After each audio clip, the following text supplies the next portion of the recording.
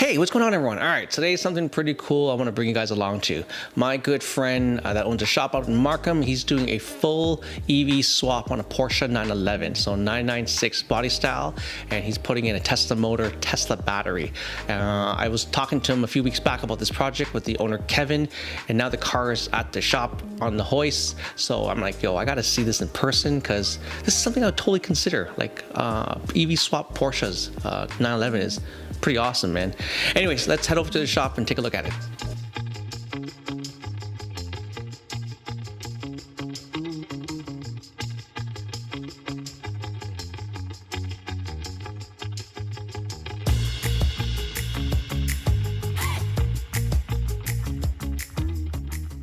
So the inspiration of the build was, I've always loved the idea of an electric car. I just didn't want to have a Tesla car just because everybody already had one. Originally, before doing Tesla, we thought that how great would it be to just drive a car without having to stop at a gas station. Yeah. When I was talking to Abraham, the idea came that we were going to use the original Warp 9 concept. And then when we did the pricing, we realized, hey, why not just go a little bit more and put the Tesla concept in? We waited around, sourced everything out, bought some parts here and there, and then what you see later on is the beginning of the concept. So that's where the idea came from.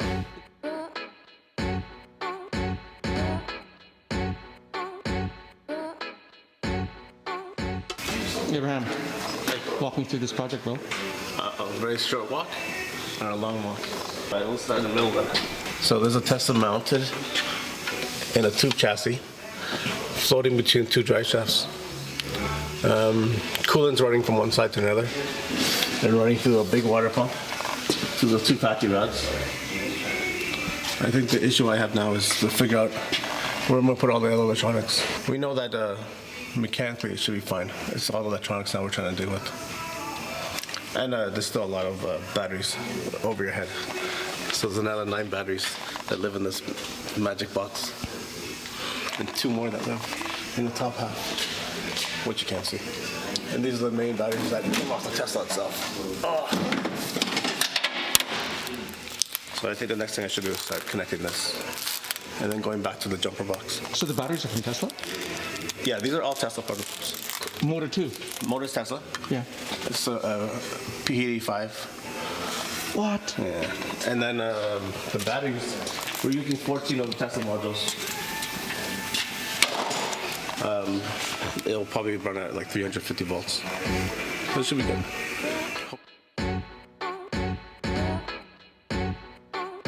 So we've simplified it, and all we really need is the temperature sensor gauge and the power to each of them.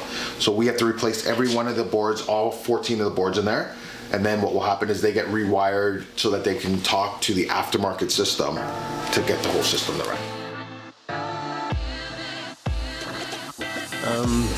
I'm putting a small Volkswagen reservoir in this corner to feed the system. And the water pump basically will travel front to back through all the batteries, through the Tesla module and controller. So, I was saying, How do you house the whole thing to cool it? how what? Like it's because I know the coolant runs through the batteries, right? Yeah, so How's the housing? on this side you'll see it. These little jumper wires basically just cross back and forth. Gotcha. Yeah, and they'll basically run back into my system to a Dash 6 and just loop from front to back. Crazy. Yeah, it's kind of using all the Porsche stuff that's already there anyway. So we just reused, recycled, Yeah. the factory stuff. It wasn't too bad. We had to make these fittings here to feed it. The rear of the Tesla already has like the lines that go through it, so we were just looping them up. These 2 big lines feed the Tesla module itself. What's the cost on all this? Excluding labor. Okay, so excluding labor, so right now the car is $7,500 US. The reason was it was a full-blown engine. Gotcha. IMS. Of course. The first buy we bought was the motor, $3,500 US. Heaviest buy so far has been the batteries. The full battery pack cost me $12,000 US.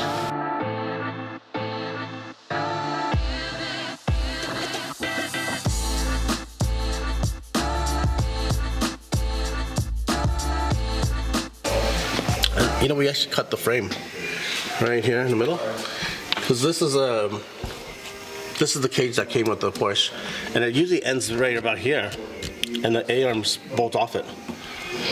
But because, you know, this unit was, I mean, it looks like there's a lot of space, but it would have been all into the belly here, right? Yeah. We wanted to make sure that the Tesla was sitting straight too. You can't have it too clocked, you know, because it's cooler and there's oil in it, right? Yeah.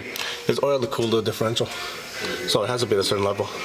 So we actually cut this, and then we had to frame all the stuff up from back here. This is all custom. Crazy. Tie rods and stuff. Heim joints. I said tie rods. It doesn't look so easy now, so hard now, but... How did you mount the motor to the diff? To the car itself? Yeah, to the car. Okay, so this bar, this is a tube chassis bar. Yeah. It just goes across the beam with some braces on it to hold the front of it. It's only has 3 mounts. Okay. So the secondary one is actually doing 2 jobs right now. It's holding, the bar is holding to the chassis. Okay. And it's holding the battery tray up. So here's the second mount. Gotcha. And the third mount is kind of hidden. It's just off the chassis frame. Way up there. See my hands touching? Yep. We just made a basic bar and tied it into a heim joint. So there's a third mount. There's a lot of weight on the motor side. That's why they have the 3 mounts. But the 2 do a good job of it, you know? So everyone keep it from rocking and stuff. Crazy.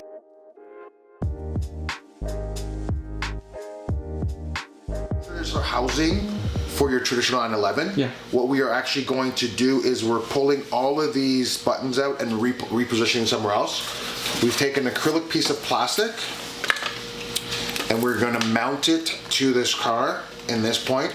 And then what will eventually happen, once that's in space, what's eventually going to happen is the module or the interface for the Tesla is going to float on this. And we'll actually show you pictures of this later on, but it'll actually float above here and still have venting above. Gotcha. And then you'll have full control of the Tesla motor from this. You'll have navigation, you'll have entertainment. You'll have navigation, not OEM to Tesla. Not OEM to but Tesla. to this system. So you'll have OEM.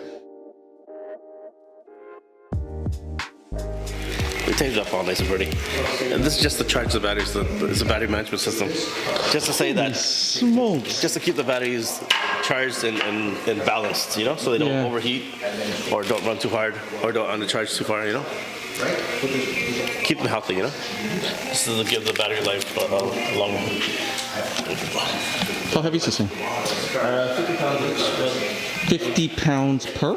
Per battery, yeah. It's crazy. Yeah, maybe 45 power. Yeah, you got 250 plus the weight of the cage itself. Under 300 pounds for sure. It's good, a lot of weight, especially in the front nose. But when we balance the car on the weight on the scale, it actually balanced out well. It's only 200 pounds more on one charger. That we've replaced off the front of the 911 to power up the batteries. This is your DC to DC charger, which is your step down. So basically taking it from the 400 volts down to your 12 volts, which is going to, when we eventually get the battery in there, we'll be replacing that. And then we have a turn off switch that's going in the front here. There's also going to be another safety one that goes in the back. And that's all the added electronics that we had to add underneath the hood. And then we'll go to the back seat. I'm going to show you some other stuff. So this is your battery management system. So once all 14 batteries are in, this is what's going to manage how much electricity is put in and out for charging and discharging. That's going to live inside the car. Another thing that we have to add in here is a connector box for where we put the main power that hasn't been purchased yet. That's going to be lived on this side. And then all that goes through, and the powering of the car happens from the underneath. And then that will flow into the back to where the batteries is. And that's all the extras that you really need.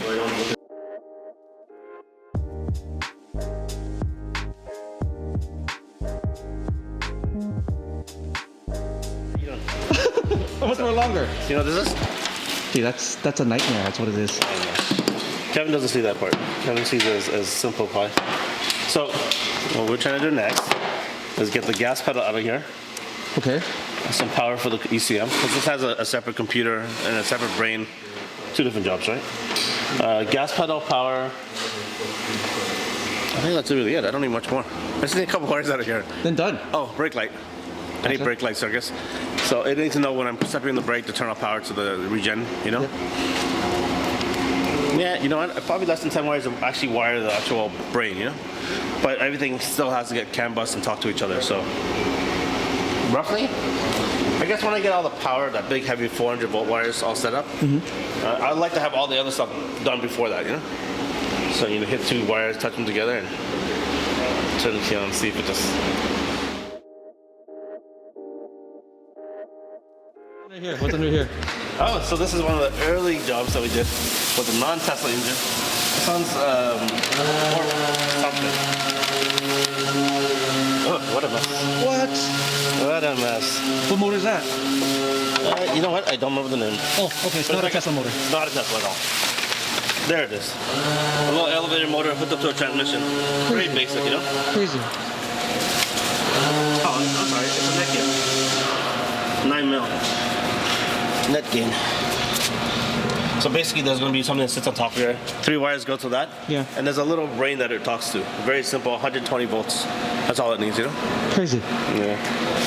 I'm not sure why it's not finished yet, but it's one of those progresses that take a while. We're doing the body work right now. Getting the car, he wants to do a color change and do all the ugly stuff. Did a bad job of wrapping. So many bluebirds. God. So I need this chamber and a half. Look at him, huh?